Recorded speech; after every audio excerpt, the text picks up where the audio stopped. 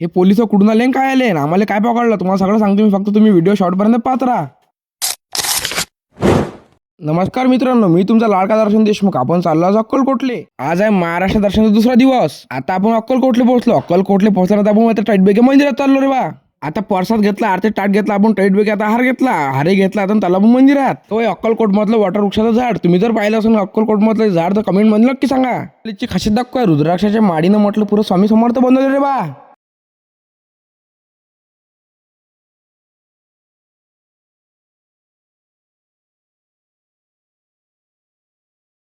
आता अक्कलकोट झालं, आपल्याला जागतात पंढरपूरला. रातभर आता मुक्काम करायला लागतात पंढरपूरमध्ये. आता टोल नाका पार करून आपल्याला 8:30 वाजले आता घर झाले. 8:30 वाजता पंढरपूरच्या रोडनं निघाला आपण. तुम्हाला वाटलं मी पंढरपूर सांगून शेगाव झालं का रे? नाही रे, पंढरपूरच आहे. पंढरपूरमध्ये शेगावचं निवासस्थान आहे, ते काही आपल्याला भेटलं नाही. मग आपल्याला प्रायव्हेट रूम करायला लागली. 2000ची रूम आहे रे बाहे.